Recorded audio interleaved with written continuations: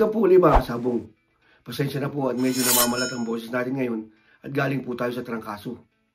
Ang topic po na tatalakay natin ngayon ay patungkol po sa selection and priming of broodcocks and broodstags for breeding. Yung pong pagpili at paghanda ng mga tatsaw, maging magulang o yung mga batang tatsaw para sa breeding. Ang unang bahagi po na tatalakay natin ngayon ay selection based on physical characteristics at body conformation. Ito po yung pagpili ng mga broodstags o broodcocks na gagamitin natin sa pagpapalahi base sa kabuuang itsura nila at kabuuang bigas o tindig. Marahil marami po sa ating mga kasabong ay magagaling ng kumilatis at tumingin ng mga gandang tatsaw o broodcock na gagamitin sa pagpapalahi, ay bahagya pa rin natin talakayin ng topic na ito. Para po sa akin, ang mga mapipiling broodcock o broodstags ay dapat nasa medium to high station. Maganda ang silong, yung pong hindi piki, hindi rin sakang, maganda ang tuhod, hindi masyadong malaki, ang mga binti ay mabilog na manipis, ang mga daliri ay may katamtamang haba at magandang buka, at sana po ay makakapili kayo, mas mahaba yung hita kaysa sa binti. Pagdating naman po sa katawan, maganda na ito ay may katamtamang haba, malapad ang balikat, matipuno ang hipo, pero hindi siksik at hindi rin buhaghag, at maganda ay medyo may nasasalat na pitsyo. Mapunta naman tayo sa mga hita. Dapat po dito ay buo ang kalamnan, pero hindi rin masyadong siksik. At hanggat maaari po, tulad ng sabi ko kanina, mas maganda na mas mahaba ang hita kaysa sa binti. Ang mga pakpak naman po nila ay dapat na malalapad, may katamtamang haba rin, nakakipkip na dikit sa katawan, at malakas po magaspas. Pagdating naman po sa leeg, na siyang nagdadala ng ulo, dapat po ito may katamtamang haba, maganda ang kalamnan, hindi masyadong nakalaylay o nakatungo, at hindi rin masyadong nakatingala.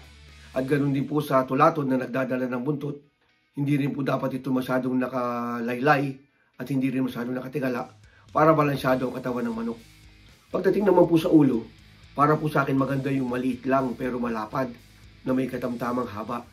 Mayroong mga mabibilog at mapupulang mga mata, makapal na balat sa mukha at mapula, may maganda at malapad na tuka na may katamtamang haba at magandang pagkabaluktot. Kung balahibo naman po ang pag-uusapan, maging anumang kulay ito, dapat po ito'y makintab, malago ang balahibo sa pulok at likod, at maging sa mga balahibo na bumabalot sa katawan, malalapad ang mga balahibo sa pakpak lalo na po sa bagwis, malalapad din po ang mga balahibo sa buntot at mga lawi. At pagdating naman po sa bikas o tindig ng ating mga manok na gagamitin sa pagpapalahi, dapat sila may katamtamang taas ng dibdib na hindi masasabing nakasubsob. Ang pinakamataas na parte ng ulo kahit hindi nakaunat ang leeg ay mas mataas kaysa sa pinakamataas na parte ng buntot. At tulad din po ng nabanggit ko kanina, dapat po sila ay may magandang silong, maluwag ang pagitan ng magkabilang tuhod, hindi piki at hindi sakang. Ngayon naman po ay selection based on fighting ability sa sparring ang ating pag-uusapan. Ito po ay ang pagpili ng mga manok base sa kanilang kilo sa aktual na sparring o bitaw. Mga kasabong, meron po mga bihasang mga magmamanok na magagaling ng pumili ng manok kahit na hindi nagbibitaw. Pero para po sa akin, maganda pa rin po yung nagbibitaw tuwing namimili ng manok. Para po sila ay kakitaan ng mga gandang katangian habang sila ay nakikipaglaban na aktual. Kapag ang manok po ay nakitaan ng kakaibang galing sa bitaw, kahit na isang beses lang, ay dala nila ito hanggang sa kanilang pagtanda. Maliban na lamang kung masama ang pakiramdam o wala sila sa kondisyon kapag ibinitaw ng mahina ang kanilang kinilos. Para sa akin po, ang mga batayan sa pagpili ng mga manok na malaki ang tsansang manalo sa laban ay ang mga sumusunod. Ang mga manok po na masasabi nating magaling sa aktual na laban ay ang mga manok po na magandang tsumempo at magpatama ng palo. Ang mga hita at binti ay unat kapag pinapalo at hindi nakakipkip. Para po sa akin, gusto ko po yung mga manok na angat sarado, na sa tuwing papasukin ay aangat ng bahagya at susukatan ng kalaban at papasalubungan ng mga malulutong na palo na walang kapit. Dapat rin po na ang mga tandang na mapipili sa pagpapalahi ay kakitaan ng ibayong lakas ng pakpak at tibay ng tuhod.